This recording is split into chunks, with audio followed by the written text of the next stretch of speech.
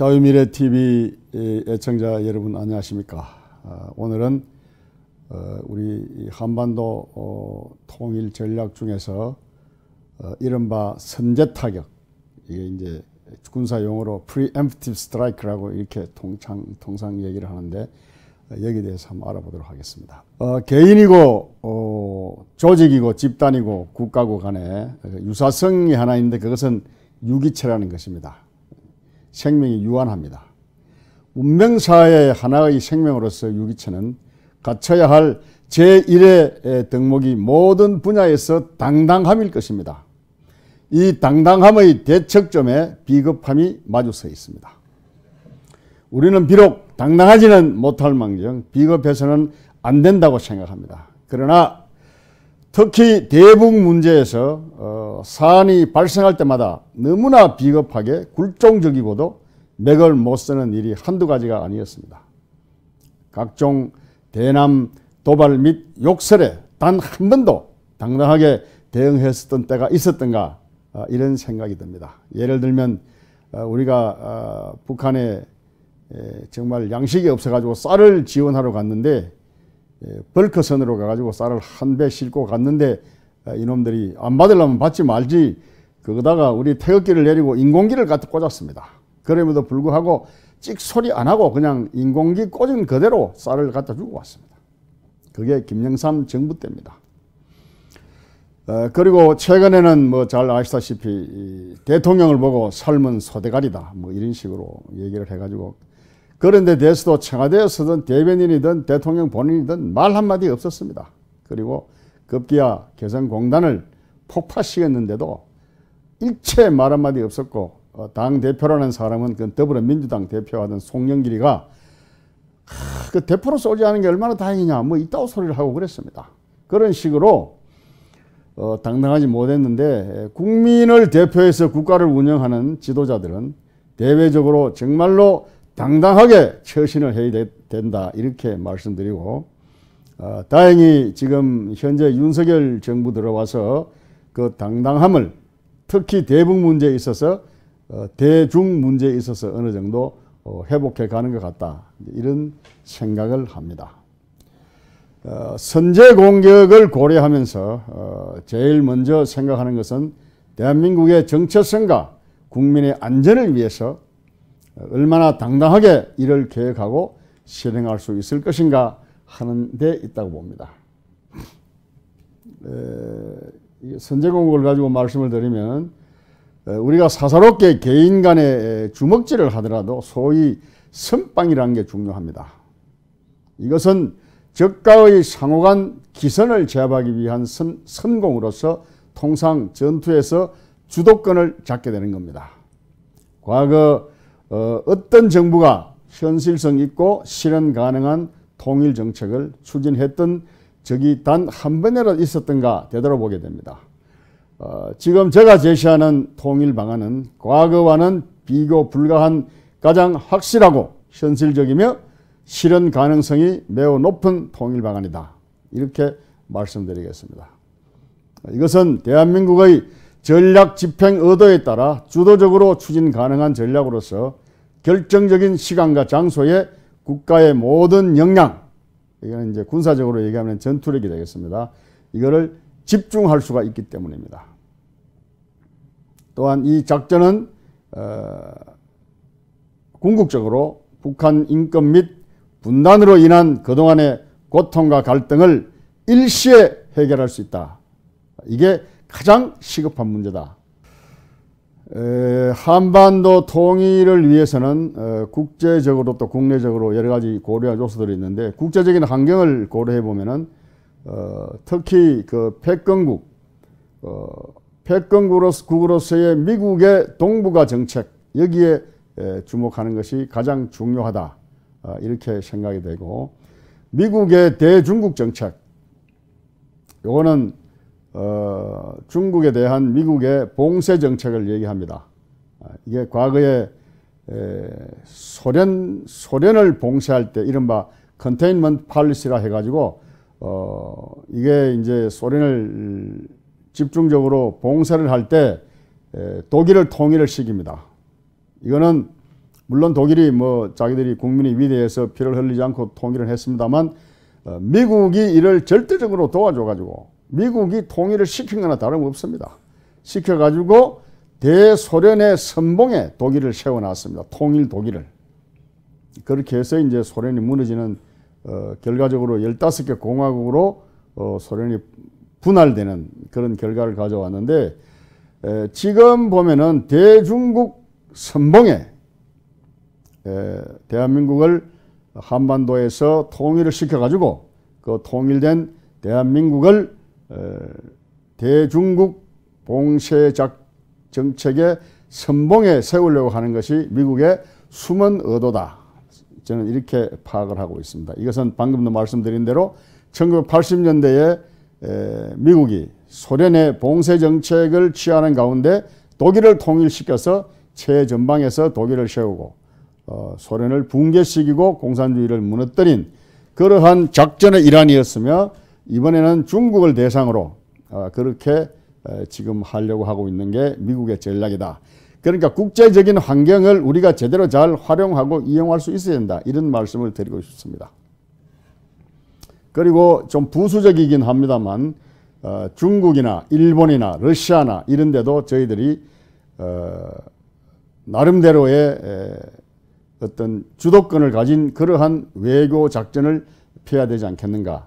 이건 제가 개인적으로 생각인데 물론 뭐 많은 연구 검토가 필요하고 외교 특히 외교적인 문제에서는 현실성이 있는 그런 대책을 내야 되겠습니다만 중국하고는 중국이 대만을 말하자면 내전을 벌릴 때 우리는 일체 관여 안 하겠다. 그러나 우리가 이 통일을 할 때는 너희들은 관여하지 말라. 뭐 어떤 그런 바타제로 제안을 한다든지 또 다른 어떤 카드가 있으면 그 카드를 서로 제시하는 게 대중국 그 전략이라고 할까? 그런 것 한번 고려해 볼 수 있지 않겠나 이런 생각을 하고 일본 같으면은 과거사 문제 또 현재 걸려있는 이런 문제 이런 거를 패키지로 묶어가지고 일체 그냥 정리하는 걸로 하고 우리가 통일할 때 너희들이 앞장서서 좀 도와달라 이런 식으로 좀 일본도 우리가 끌어들여서 통일하는 데 힘을 보탤 수 있다 이런 생각을 하고 러시아 같으면은 러시아는 시베리아나 이 동구권을 개발할 그를 러시아의 계획을 가지고 있는데 여러 가지 힘이 달립니다. 그런데 우리가 적극적으로 참여할 테니까 통일하는 과정에서 적극적으로 좀 도와달라. 이런 식으로 이제 외교를 펼칠 수 있지 않겠나. 이건 제 개인적인 생각인데 뭐 더 좋은 방안이 있거나 하면은 얼마든지 할 수 있지 않겠나 이런 생각을 하고요. 그 다음에 또 저희들이 현재 지금 가지고 있는 뭐 자산이라 할까 이런 것 중에 고려할 수 있는 게 탈북민 3만 5천여 명이 와 있는데 그 중에서 고위층들 이른바 장관을 한 사람들이라든지 군의 이 고위층 고위 경력을 지닌 그런 사람들이 지금 현재 많이 와 있습니다. 약 한 3,400명 되는 걸로 파악이 되고 있는데 이런 사람들은 사실 북한 사회를 이끌던 사람들입니다. 그래서 이런 사람들을 잘 활용해서 통일 과정에서 이런 사람들을 어떤 결정적인 계기가 되면은 파견을 해가지고 서로 열전을 벌이지 않는 이른바 싸움을 하지 않는 가운데서 대북한 주민들 위무를 할 수 있는 또 대북한 군인들도 싸우지 않고 피를 흘리지 않고 통일을 할 수 있는 그런 어떤 세력이라 할까 힘으로 쓸 수 있지 않겠나 이제 이런 생각을 하고 만약에 그렇게 된다 그러면은 현재 우리 군에서 가지고 있는 점령지 전시 계엄 업무 그 시행 세칙이 있습니다. 이른바 이런 것들을 시행을 하게 되면은 피를 흘리지 않고 좀 스무드하게 통일을 할 수 있지 않을까. 우리가 이제 선제 타격을 계획을 하면서도 통일 과정에서 정말 피를 흘리지 않고 일이 스무스하게 되면은 굳이 타격을 하지 않고도 할 수 있다. 저는 그렇게 생각하지만 이거는 이제 군사적인 작전 면에서는 이런 계획을 우리가 면밀하게 가지고 있고 또 필요하다면 이런 것들은 군사적으로 실행을 해야 통일을 할 수 있는 그런 단초가 된다. 이런 생각이기 때문에 이거를 철저하게 아주 세밀하게 계획을 해야 된다. 이렇게 생각하고요. 특히 평소에 우리가 한미일 공조하에 이루어지는 감시정찰 능력을 최대로 활용해가지고 각종 징후를 감시 추적해서 모든 위협 요소를 선제적으로 제거하는 것이 굉장히 중요하다. 그러기 위해서는 평소에 우리가 현재 대한민국이 인공위성을 5대를 띄워가지고 북한 관련 첩보를 24시간 지금 수집하고 있습니다. 쉽게 말씀드리면 조기 경보라든지 뭐 우리가 이제 각종 부대에서 운영하는 UAV라든지 이런 거를 다 동원하면은 흔히 우리가 하는 소리로 부처님 손바닥에 손오공입니다. 북한 애들은. 우리가 다 저쪽의 의도와 저쪽의 행동을 군의 행동, 저쪽에 뭐 이 국가 지휘부의 행동 이런 것들을 의도를 명확하게 다 알아낼 수 있고 지금 알고 있다. 이렇게 보시면 되겠습니다. 그리고 저쪽에 위협 요소들이 있는데 이런 것들을 타격하려고 그러면은 현재 우리가 지금 가지고 있고 갖추고 있는 것들이 각종 이제 이게 보시다시피 장거리 공대지 뭐 이런 미사일들이 있습니다. 여기는 지대지, 공대지, 함대지, 잠대지 이건 이제 군사 용어인데 땅에서 우리가 지상에서 저쪽 지상을 향해서 쏘는 예를 들면 서울에서 평양의 주석궁을 향해서 쏘는 그런 이제 말하자면 미사일. 그 다음에 함대지 우리가 이제 함정이 있습니다. 우리 함정은 지금 세계적인 미국이 인정하는 미국이 어떤 얘기를 하는가 하면은 우리가 이제 미국하고 연합군들이 모여가지고 뭐 한 15개, 20개 이렇게 연합군들이 모여가지고 하와이에서 해군 함정 기동 훈련을 같이 합니다. 그러면 미국이 평가를 어떻게 하느냐?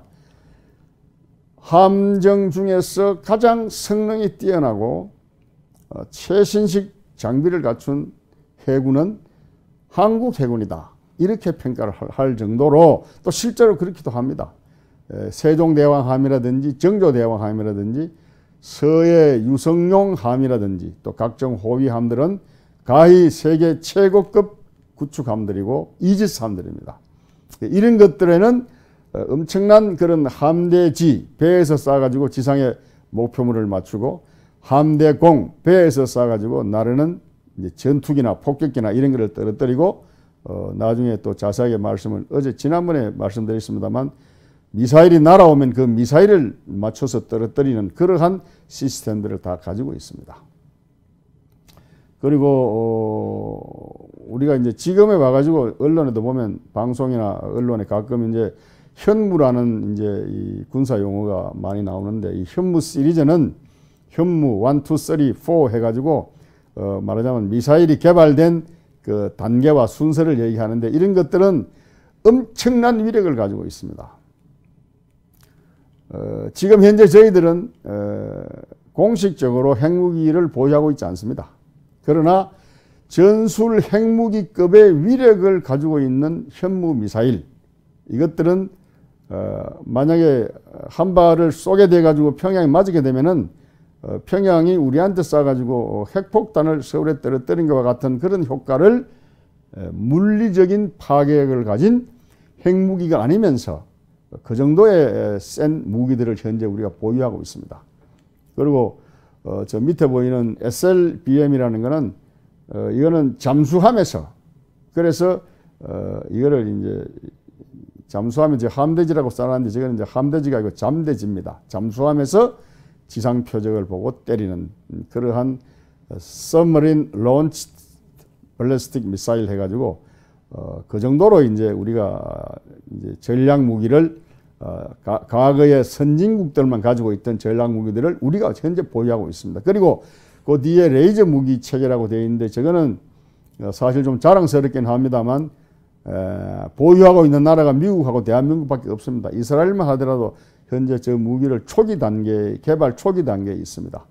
그리고 다른 여러 나라들이 우리나라에서 대한민국에서 저 레이저 무기를 도입하려고 많은 나라들이 현재 교섭을 벌이고 있습니다. 우리가 킬체인이라는 용어는 언론에서 많이 접하셨을 겁니다. 현재 인공위성이나 혹은 이제 레이더나 정찰기나 이런 데서 표적을 탐지를 합니다. 표적이라는 건 주로 이제 이럴 때 말씀드리면 북한이 이제 보유하고 있는 뭐 이제 원자탄, 북한 핵을 미사일에 달아가지고 이제 우리한테로 쏘려고 하는 그런 기도를 얘기하겠습니다. 원자탄을 쏘려고 한다든지, 그거를 우리가 미리 인공위성이나 정찰기나 또 다른 UAV나 이런 걸 가지고 탐지를 합니다. 탐지를 하면 그걸 일단 확인을 하고, 확인을 하면 이게 어디로 가느냐 마느냐, 현재 쏘려고 준비하느냐 이런 걸 추적을 합니다.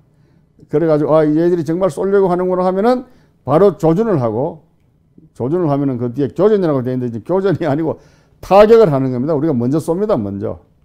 가만히 있다가 얻어맞으면 안 되잖아요. 먼저 쏴가지고 그거를 쏘아 올리기 전에 미리 폭파시켜 버립니다. 그리고 마지막 단계는 평가를 해가지고 쟤들이 뭐 무기를 한두 개 가지고 있는 게 아니니까 또 쏘려고 하느냐, 지역이 어디냐, 어디에 숙련하느냐 이런 걸 우리가 다 알고 있으니까 어느 동굴에서 원자탄을 꺼내가지고 쏘려고 하느냐라는 그 기도를 우리가 먼저 발견해가지고,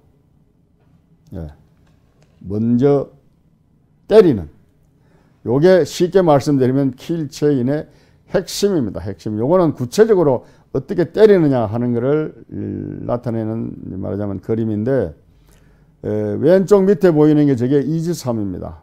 이지스 구축함인데, 이게 이제 세종대왕함, 율곡함, 서해 유성룡함, 뭐 이런 이제 말하자면 이지스함들입니다. 여기에서 우리가 보유하고 있는 이름이 해성 1, 해성 2 뭐 이런 식인데, 여기서 이제 그 스파이 1D 레이더, 이게 탐지거리가 1000km인데, 1000km 같으면은 한반도 중심이 1000km밖에 안 됩니다.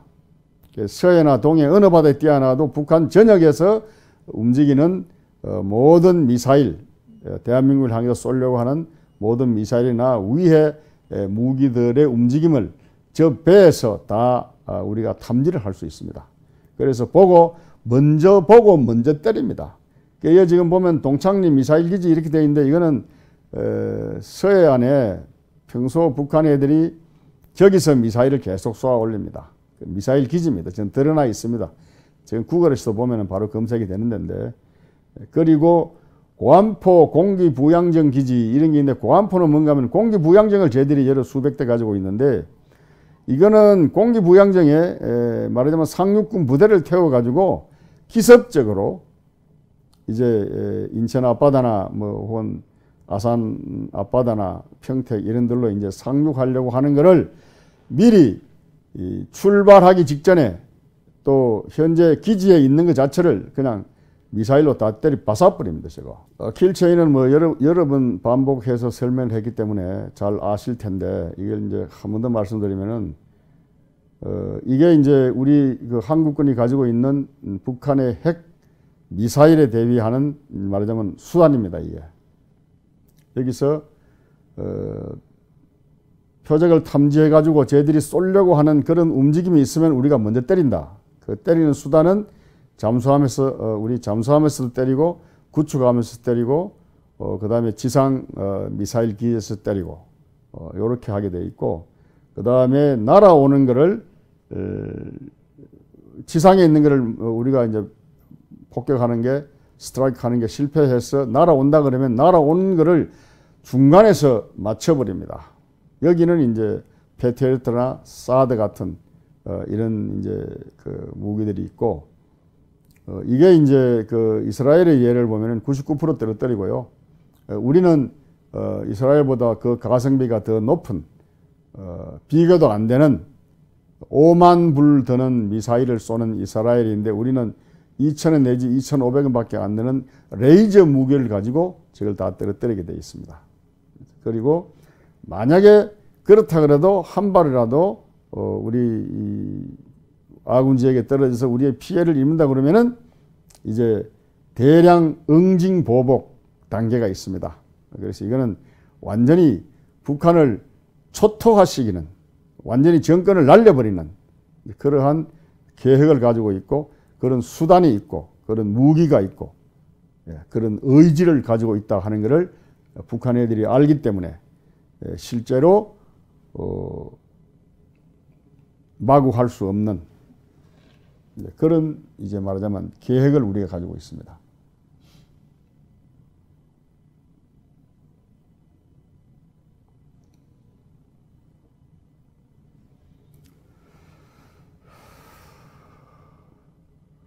그리고 이거는 말하자면 그 작전을 선제 타격을 하게 되면은 선제 타격을 우리가 미리 하기 전에 전자전을 먼저 걸어버립니다.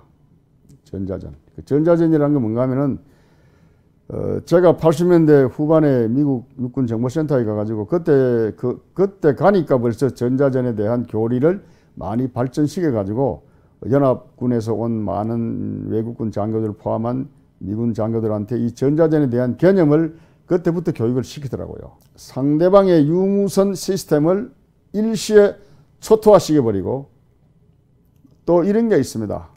상대방의 요새에는 그 모든 무기들이 전부 전자장치가 다 달려 있습니다. 예를 들면 로켓 같은 거, 지금 미사일 같은 것도 전부 안에 전자장치가 되어 있고, 우리 하다못해 우리가 지금 몰고 다니는 자기 소형차도요, 이 전자장치가 다 달려 있습니다. 그래가지고 급발진 때도 이 전자장치가 오작동을 해가지고 급발진하는 거고 이런 건데, 이런 것들을 마비시키면 차가 말하자면 그 기계가, 무기가, 미사일이 말하면 제대로 작동이 안 됩니다. 쏘면은 추진력에 의해서 위로 올라는 가는데 이게 계획된 대로 안 가고 삐딱삐딱 가다가 옆으로 떨어지고, 안 가면 올라가다 바로 떨어지고, 서쪽으로 쐈는데 오른쪽으로 떨어지고 왼쪽으로 떨어지고 뭐 이런 식으로 되는 거기 때문에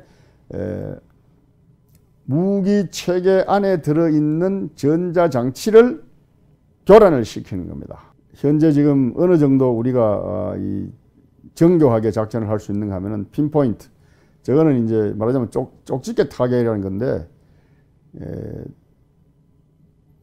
서지컬 스트라이커는 저거는 이제 뭔가 하면은 외과 의사가 이제 핀세트까지 찍어내는 걸 얘기합니다. 그런 식으로 정확하게 목표물만 그 주변에 이제 어떤 인명이나 주변의 건물이나 이런 데는 이제 피해가 없이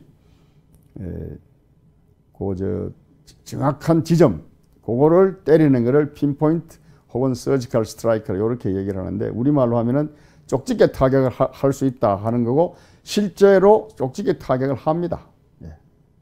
그리고 저거는 왜 쪽집게 타격을 하느냐? 그 주변에 있는 무고한 인명 피해는 가급적이면 최대로 줄일 수 있도록 하기 때문에 저는 이제 말하자면 기술을 개발해 가지고 저렇게 하는 거고, 우리 아군에 영향을 미치는 무기 체계를 지휘 운영하는 그 기구의 지도부, 요거를 사전에 파괴하거나 제거하기 위해서 이제 이런 서지컬 스트라이크를 하는 겁니다. 대한민국에 치명적인 영향을 미치는 핵시설, 그 다음에 미사일 기지, 이런 거를 군사용어로 센터 오브 그래비티라고 합니다. 이거는 이제 요거를 과거에는 미국은 센터 오브 그래비티, 이 핵심 말하자면 유생 역량을 전투력, 즉 무기와 이제 군대에 뒀는데, 이게 걸퍼전 이후에 이 센터 오브 그래비티가 전쟁을 지휘하는 핵심 인사로 바뀝니다. 그때 말하자면 박정희 후세인이고요, 이제 까다피고 이런데, 지금으로 말하면 김정은입니다. 우리 지금으로 말하면은 이거를 없애는 게 중요하지, 무수한 다른 시설이나 애꿎은 북한 군인들을 집중적으로 타격하겠다 이런 거는 아니라고 봅니다. 그래서 핵시설, 미사일 기지, 그 다음에 활주로, 이 활주로 같은 경우는 왜 파괴를 해야 되나? 비행기를 못 뜨게 해야 됩니다. 방금 말씀드린 대로 지휘부대나 시설이나 이런 것들을 대상으로 한 이른바 전략 표적, 이거를 우리가 적게는 300개, 많게는 500개, 이거를 이제 분류하고 있는데, 전략 표적들을 보면은 주로 이제 핵에 관련된 개발하거나 연구하거나 하는 이제 시설하고, 핵무기 저장 시설, 이거 말하자면 이제 핵무기 저장고입니다. 그 다음에 생화학 무기 이런 것들하고, 장거리, 중거리, 단거리 이런 이제 미사일들, 그 다음에 이제 전투기, 함정, 특수전 부대. 우리가 흔히 이제 북한의 특수부대가 20만 명이다 이런 식으로 얘기를 하는데, 제일 처음에 제가 말씀드린 대로 특수전 부대를 실어 나르려 그러면은 비행기가 떠야 됩니다. 헬리콥터가 떠야 되고요. 그런데 비행기가 뜨려 그러면 활주로를 다 파괴시켜 버리면 못 뜹니다. 우리가 이런 전자전 능력을 현재 우리가 가지고 있고, 시작을 하게 되면 이거는 뭐 북한의 유무선 통신은 일시에 쟤들이 이번에 뭐 고무풍선 보내면서 GPS 교란했다고 그러죠. GPS 교란이라는 게 우리 이제 그 차에 부착에 당기는 그 말하자면 길차에 당기는 그 기계를 말합니다. 그 시스템을 말하는데, 서해 바다에 배 선박이 다닐 때 그 GPS 교란하면요, 동쪽으로 가야 될 게 서쪽으로 가고요, 엉망됩니다. 일시적으로 했는데 걔들이요, 전기가 없어가지고 다 오래 하지도 못해요, 북한 애들이. 그래서 우리는 하게 되면 완전히 그냥 일시에 북한 전체를 유선, 무선 모든 통신이 스톱이 되도록 할 수 있습니다. 그런 능력을 가지고 있는데 우리가 이제 안 하는 거죠. 그 다음에 이제 그런 능력을 말하자면 그거다가 추가해서 때리는 되는 이제 그 전략 표적 우리가 말씀드린 이제 200개 내지 500개를 선별적으로 저희가 KTSSM이라는 게 뭔가 하면 Korea Tactical Surface to Surface Missile System이라 해가지고 한국군 전술 지대지 미사일 시스템입니다, 저게. 그래서 군에 우리가 육해공군 다 저걸 가지고 있습니다. 그 다음에 ATACMS라는 것도 Army Tactical Missile System인데, 군이 저걸 가지고 있어가지고 전략 표적들을 사전에 다 선별해가지고 조준하고 있습니다. 요 땅 하면은 그냥 전자전으로 저쪽 유무선 통신 다 정지시키고 미사일 가지고 그냥 때릴 거 다 때릴 뿐입니다. 그 다음에 이제 해군 공군도 마찬가지고요. 그리고 우리는 무엇보다도 전 세계적으로 가공할 만한 말하자면 이 특수전 부대들이 있습니다. 육군의 특수전 부대, 여러분 잘 아시죠? 공수특전단, 공수특전사령부 산하에 1, 3, 5, 7, 9, 11, 13, 7개 여단이 있습니다. 이거 세계적인 여단입니다.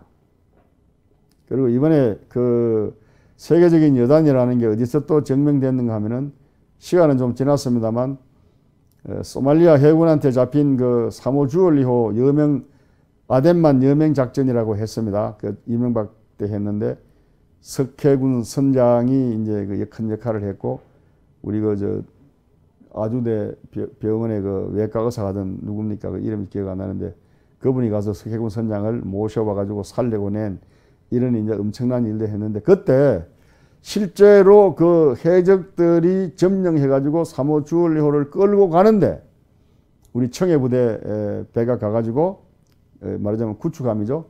가가지고 우리 특수전 사령부, 해군 특수전 사령부, 해병 특수전 사령부 이 이제 연합팀이 올라갔습니다.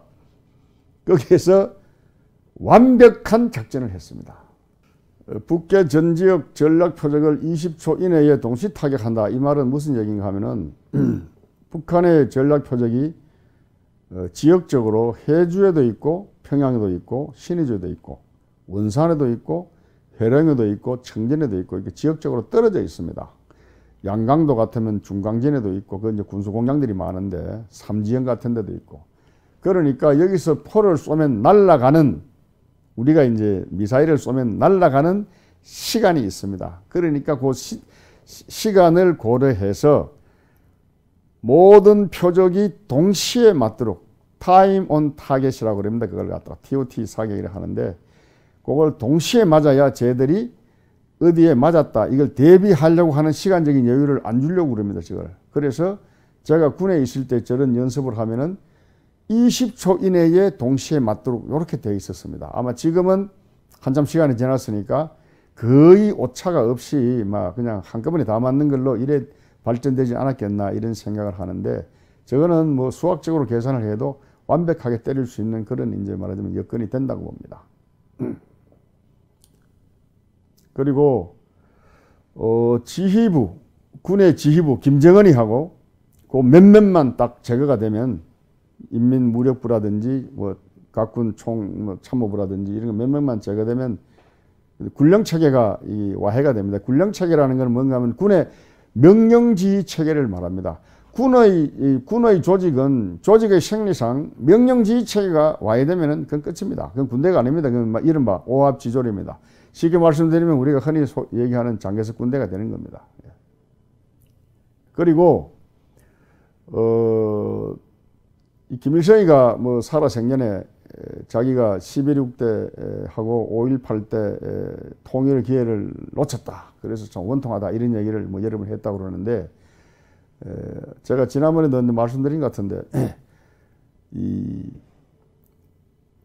김일성이가 착각하는 게 뭐냐 하면은 자기같이 생각해서 남조선도 뭐 대통령이 유고가 되고 뭐 예를 들어 이제 병고가 생기고 뭐 5.18 같으면 최규하 대통령 뭐 힘이 없어 보이니까 있어나 마나 한 그런 식이고 하니까 그냥 밀고 내려가면 그냥 막 한꺼번에 막 다 할 것 같았는데, 자기같이 생각해서 김일성이는 지가 죽거나 없어지면 북한은 그냥 완전히 무너 안 되니까. 그래서 이제 그걸 뭐 저 기회를 놓쳤다고 후회했다고 그러는데, 지금 북한이 그렇습니다. 지금 북한의 그 권력, 독재 권력의 속성상 저게 이 김정은이가 딱 말하자면 이 유고가 생기면 죽여버리면, 그리고 그 밑에는 지휘 구조가 없어집니다. 2인자가 없는 거죠. 실제로 얘기하면. 그러니까 우리는 시스템이 움직이는 데지만 저는 시스템이라는 게 자체가 없으니까요. 그래서 저의 주장은 김정은이만 제거하고 그 추종자 몇 명 안 됩니다. 그 소수입니다. 몇 명만 딱 제거가 되면은 북한 전체를 우리가 점령하는데 큰 어려움이 없지 않겠나. 그래서 군사용어로 수계를 제거하고 민사작전을 수행하면은 순조롭게 북한 전역을 접수할 수 있다. 저는 그렇게 생각합니다. 그래서 이거는 만약 그렇게 한다 그러면 좀 더 계획을 정교하게 세워가지고 작전을 실시해야 되지 않겠나 이렇게 생각하고, 이거는 가장 현실적인 얘기니까 이거는 최종 결심권자가 결심을 하고 이걸 군하고 협조가 아니라 지시를 해서 하게 되면은 저는 바로 통일을 할 수 있다. 이렇게 말씀드리면서 오늘 얘기를 마치도록 하겠습니다. 감사합니다. 내 가슴 속에 풀리지 않고 맺혀있는 하나의 소원이 있다면 우리도 어떻게 하든지 남과 같이 잘 살아가야 되겠다. 이러한 염원입니다.